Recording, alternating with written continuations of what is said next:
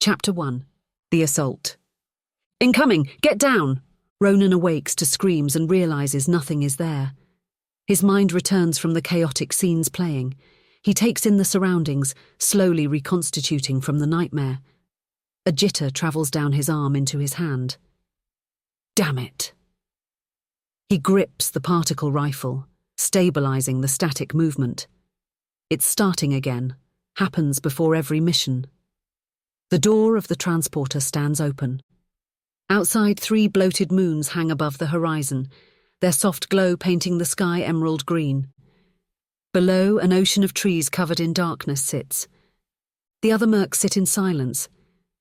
The only sounds are the engines mixed with the wind. Some sleep with heads nodding back and mouths open, laced neck down in black scales of armor. His fingers slide along the slick metal plates. 20% ether alloy, but no good against disruptor rifles. The commander stands, stationing himself, holding the overhead straps, his slick armor reflecting the light of the moons. Ronan perks up, ready for action. "Wake your asses up!" shouts the commander. The sleeping mercs reanimate from their pleasant dreams disturbed. He's only familiar with a few of them. Most are just guns for hire, probably deserters of the coalition fleets. 10 minutes till we hit the drop site. These are the Sonni, so make this easy. Locate the artifact so we can get paid. The commander returns to the ship's cockpit. Ronan snarls and looks away. Damn fucksack. He doesn't trust the pushy snob with the sketchy background. He and the other soldiers' stories are shady. Ronan's hand fidgets and readjusts the grip. "You ready?" says J6. He flashes a set of ivory teeth and rests his head on the seat. "Yeah, let's do it." "No, you're not. You are shaking like a strung-out black powder head. Get out of your mind and pull your nuts up." Ronan grabs his crotch and flips J6. They're pulled tight. The two bonded during the Federation Wars. They've been put in a corner several times and fought their way out. Because of him, Ronan is still alive. He looks out the transporter door, staring into the dark forest, haunted by past deeds. Awful episodes of battles replay. Bloody hands pleading for help, and the life leaving their eyes. Him fighting through a storm of particle beams, firing full auto into soldiers' faces. The metallic scent of burnt atoms hitting his nose. A soldier's face reduced to fizzling meat. Damn shame what those things do. In the beginning, he killed for the glory of the Coalition Empire. Now he kills for the Beta Marks. It serves him right to sleep tormented by demons. Blood-curdling screams in the night woke him. How many times must he kill or be killed until it's finished? All the friends of the past died from numerous missions, either for glory or the purse, and for some reason, he's at it again. If only the nightmares could stop, maybe then he could find peace.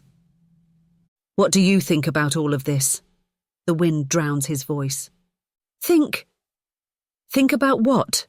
responds J6. "You know, this mission. Do you think this is a good call?" "Who cares? This job is worth 500,000 Beta Marks. You can't beat that. It's easy. Who wouldn't do it? Besides, they're dated hermits. You overthink." The numbers spark a flurry of opportunities in Ronan's mind. With that amount, he could dip off and leave this unit. He originally was an Alcron legionnaire but chose this unit after serving 10 years. He joined the Mercs, a team of soldiers from every nation of the Coalition Empire. The pay is good. The adrenaline rush keeps him from getting too bored. The mental health problems suck, though. He's still coping with the night terrors. He stares at the floorboard. "Yeah. Well, I'm done with this shit. Early retirement." "You love this and you know it. You said that last time only to come back." "Yeah. Well, I'm tired of playing soldier. Aren't you? I need a new life. Something different. Sector real estate or something. Maybe life support pods. I hear those are becoming big now. This time is it. 15 years I've soldiered. My dad served in the coalition armies for 30. Fuck going out like him. Coming back is a mistake Ronan won't make again. It was too bad last time. He had no real plan set in motion. He tried switching to the resource and supply industry. He quit after a month of boring meetings with sleazy oligarchs.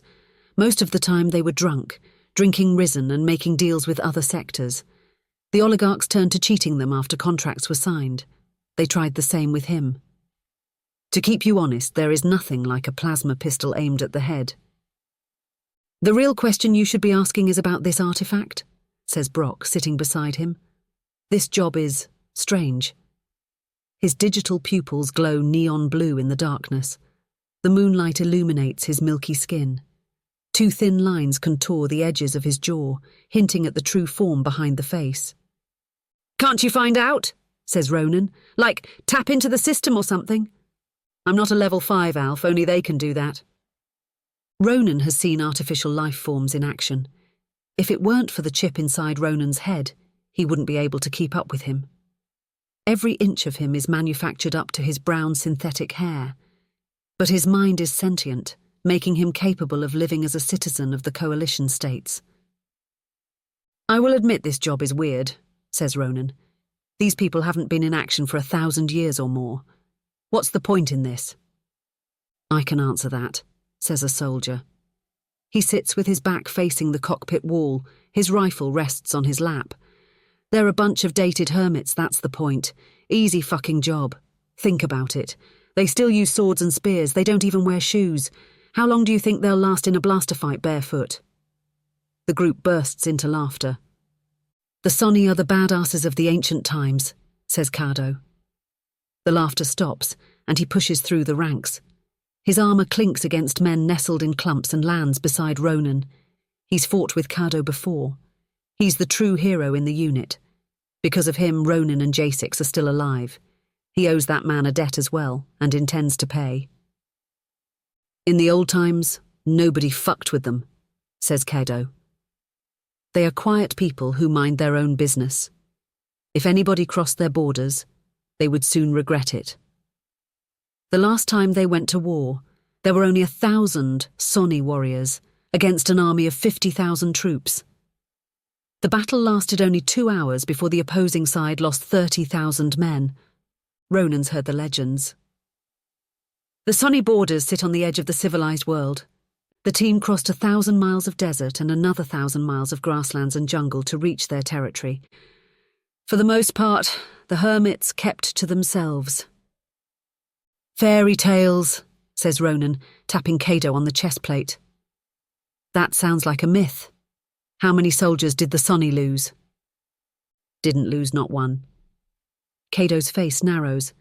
These days they are quiet and keep to themselves. Foreigners aren't often invited. They got taboos and stuff. "How's that going to work with this?" A soldier aims his particle rifle. "Who would bring a sword to a gunfight anyway?" "A dated idiot who wants to die," snaps another soldier. He spits out the bay door. "Don't fall for these bullshit war stories from some time long past. Live in the here and now. Fuck the past." A transmission comes through the Neurolink. "Approaching drop site. Get ready to move." The ship's engines rattle as it decelerates, hovering over a dark field. 4 oscillating lights dot the ship's belly. Blades of grass bend against the engine's gust. The soldiers' faceplates snap closed. Their armour activates, wrapping every vulnerable spot.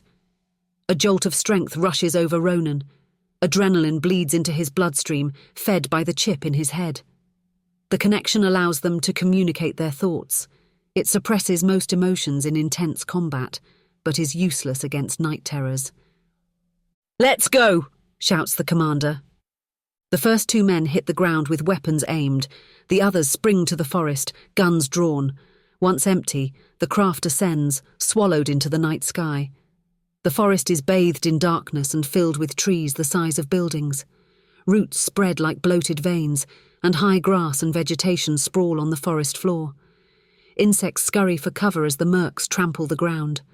Soupy blackness covers them as they climb over rocks and roots. Dangling vines brush over their armour. Ronan's fingers bump against a knotty trunk. Can't see shit. He taps his helmet, and his faceplate flashes 4 small cameras, activating his tactical vision. He can see above the rear and both sides. He switches to